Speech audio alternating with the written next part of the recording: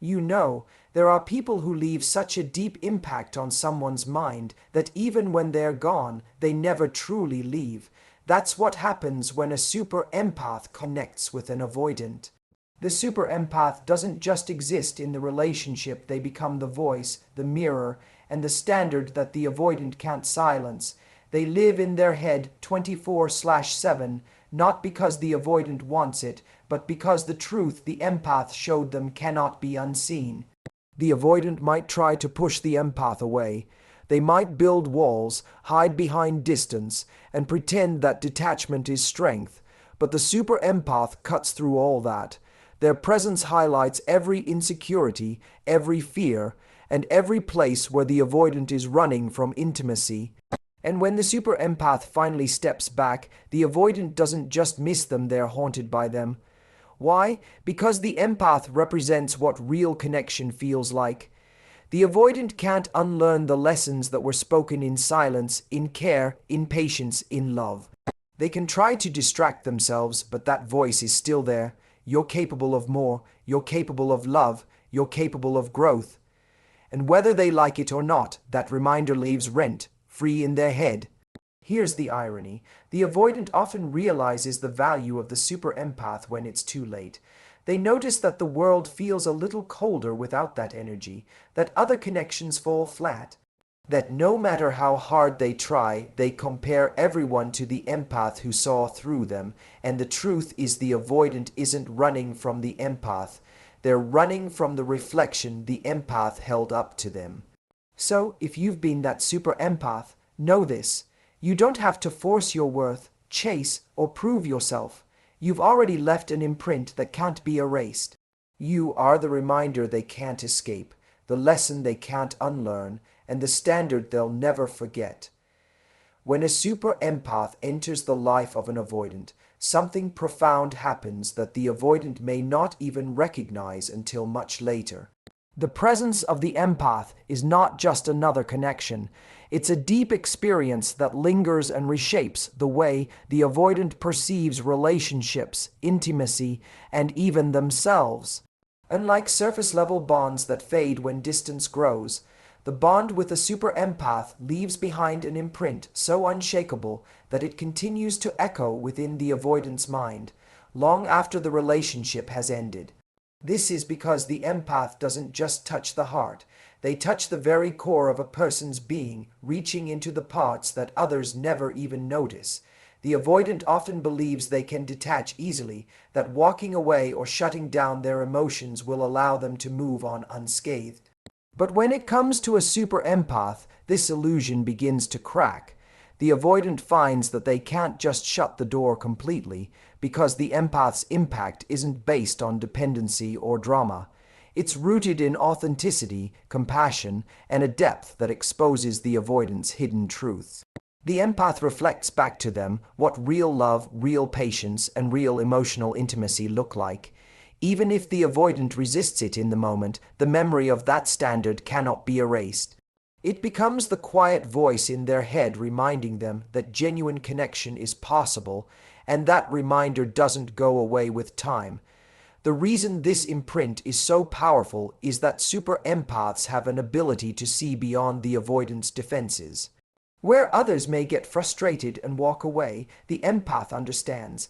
They read between the lines, notice the silent cries for space or reassurance, and respond with a level of emotional intelligence that feels both disarming and comforting. For the avoidant, who is used to controlling the narrative and keeping people at arm's length, this experience is unsettling in the most unforgettable way. Once someone has been truly seen in their raw, unpolished state, it becomes nearly impossible to forget the person who held that mirror up with kindness rather than judgment. Even when the relationship ends, the avoidant can't fully silence the presence of the empath in their mind. Everyday moments, songs, places, conversations, or even the simple act of being alone, can trigger the memory of how different things felt with that person. It's not about missing the relationship itself as much as it is about missing the feeling of being truly known and understood. This is what makes the empath's imprint so enduring. It isn't just nostalgia or longing. It's the realization that someone once tapped into the avoidance emotional world in a way that no one else has been able to. Over time, this imprint can even shape how the avoidant approaches future relationships. They may try to move on, to build connections with others, but the comparison is inevitable. Other relationships might feel easier on the surface because they don't demand as much vulnerability, but they also lack the same depth. Deep down, the avoidant knows they've already experienced something rare. That awareness follows them, reminding them of a standard they can't replicate with superficial bonds. And while they might never admit it out loud, the truth is that the super empath becomes a permanent part of their internal landscape, a voice they can't silence no matter how hard they try. The avoidant may try to convince themselves that pushing an empath away is the easiest way to regain control and preserve their independence, but what they don't realize is that the very act of rejection becomes the beginning of a haunting. When an avoidant distances themselves, they expect silence to be the end of the story. They think that by shutting down emotionally or withdrawing physically, the other person will fade from memory, leaving them free to return to their comfort zone. But with a super empath, that isn't how it works. The empath carries a depth that penetrates beneath the walls the avoidant has spent years building. Even after being pushed away, the truths and emotions the empath brought to light don't disappear. They stay lodged in the avoidant's psyche like a song they can't stop hearing. The haunting isn't about the empath constantly reaching out or lingering physically. It's about the imprint of clarity they left behind. A super empath sees what others overlook, and once those fears, patterns, and insecurities are gently revealed, the avoidant can't go back to pretending they don't exist. The avoidant may act like they've regained power by cutting off intimacy, but every quiet moment becomes an opportunity for those realizations to resurface. It could be something simple, like a word the empath once said, or the way they responded with patience instead of anger, that flashes through the avoidant's memory and unsettles them. Suddenly, the person they thought they had successfully pushed away is right there in their head, reminding them of what they ran from. This is especially powerful because the avoidant has always believed that pushing people away is the safest path.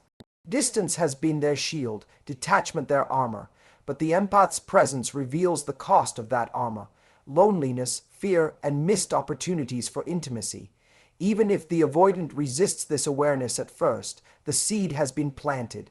They may find themselves questioning why they reacted the way they did, why they couldn't accept the love that was freely given, or why they still feel the echo of that connection long after cutting it off.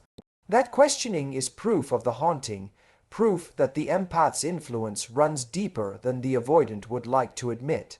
What makes this dynamic even more striking is that the empath doesn't need to fight for space in the avoidant's life. Their power lies in the truth they revealed through authenticity, compassion, and patience. That truth becomes a mirror the avoidant can't look away from, no matter how much they try. The avoidant may engage in distractions, new relationships, work, or even isolation, but the empath's impact always finds its way back into their mind. They remember the calm in the empath's presence, the acceptance they were offered, and the unsettling realization that they didn't feel judged, only understood. These memories don't fade, they intensify in moments of solitude when distractions are stripped away. Over time, the avoidant realizes they are not haunted by the empath themselves, but by the version of themselves that was exposed in that connection. The empath revealed the vulnerability the avoidant tries so hard to deny. And once that vulnerability is seen, it can't be unseen. The haunting is not a punishment but a lingering truth. No matter how far the avoidant runs, the lessons of the empath follow, whispering in the background that avoidance isn't freedom, it's fear. Real connection is something that cannot be easily replaced or forgotten, and this is exactly why the super empath's presence lingers in the mind of the avoidant. The empath brings a level of depth, patience, and emotional honesty that most people never offer. For an avoidant who has built their life around detachment and self-protection, this kind of connection is rare, almost shocking. Once they've experienced it, every future bond is subconsciously measured against it. And no matter how hard they try, the avoidant realizes that the authenticity they once felt is something they can't replicate with surface-level interactions or temporary distractions. The reason real connection becomes unforgettable is because it goes beyond the physical or the situational. It touches the soul. A super empath doesn't just listen to words, they listen to silence, to tone, to what isn't being said.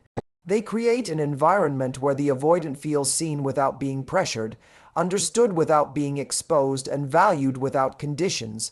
For someone who is used to keeping people at a distance, this kind of intimacy feels groundbreaking. It shows them a new standard for what love and trust can look like. And once that standard has been set, it is impossible to unlearn it or pretend it didn't exist. When the relationship ends, the avoidant often tries to convince themselves that they are fine, that they can simply move on as they've always done. But something inside feels different this time. The shallow distractions that once helped them avoid their emotions no longer work in the same way. Conversations with new people feel empty, physical intimacy lacks depth, and attempts to ignore their feelings only make the absence of the empath more apparent. This is because real connection creates contrast. It highlights the emptiness of everything that isn't authentic. And once someone has tasted authenticity, the artificial no longer satisfies. The avoidant may not even understand at first why they feel such a persistent void. They might blame circumstances or convince themselves that they just haven't found the right distraction yet. But the truth is, they're chasing something that has already been given to them once, and they let it slip away. This realization creeps in slowly, during moments of stillness when there's nothing left to hide behind. They remember how the empath responded when they pushed them away, how they stayed calm instead of retaliating, how they loved deeply without trying to control. These memories sting because they serve as a reminder of what the avoidant lost, not due to incompatibility, but due to their own fear. In time, the avoidant begins to understand that what they miss is not just the person, but the way they felt in that connection. The sense of safety, of being accepted for who they were, of being cared for beyond conditions. That feeling becomes the ghost that follows them through every new attempt at connection. They can change partners, change environments, even change lifestyles, but the benchmark set by the super empath is etched into their subconscious. This is why real connection is unforgettable. It becomes the standard against which everything else is measured, and nothing less will ever feel the same again. The avoidant often believes that the problem lies in the people they push away, but in reality, the person they are running from is themselves. When they encounter a super empath, this truth becomes harder to deny because the empath doesn't just bring love and connection, they bring a mirror. The empath's compassion, patience, and understanding quietly expose the avoidant's deepest fears, insecurities, and unhealed wounds. It is not the empath's presence that feels overwhelming to the avoidant, but the reflection of their own vulnerability staring back at them. The more the empath accepts and understands them, the more the avoidant is forced to confront the parts of themselves they've been trying to escape. This reflection is unsettling because the avoidant has spent much of their life perfecting the art of distance. Detachment feels safe, control feels necessary, and intimacy feels threatening. The empath challenges all of this simply by existing authentically. The avoidant sees, often for the first time, that someone can handle their complexity without judgment, that someone can stay calm in the face of their withdrawal, and that someone can offer unconditional care. Rather than comforting them, this makes the avoidant uneasy. Why? Because it dismantles the excuse that no one could ever truly understand me. The empath proves them wrong, and being proven wrong about something so fundamental forces the avoidant to see the truth they'd rather ignore, that their avoidance has nothing to do with others and everything to do with themselves.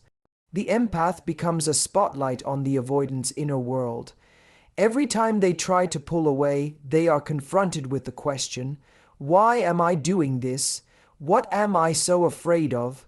The empath isn't asking these questions directly, but their very presence sparks them. The avoidant realizes that intimacy doesn't have to be suffocating, that love doesn't have to mean losing independence, and that vulnerability doesn't always end in pain. Yet instead of embracing this, the avoidant often doubles down on their old patterns, because facing themselves is more frightening than losing the relationship. Even when the relationship ends, the avoidant cannot escape the reflection the empath held up. It follows them everywhere. In moments of silence, they hear the echo of the empath's understanding voice. In new relationships, they notice the absence of that same depth and patience.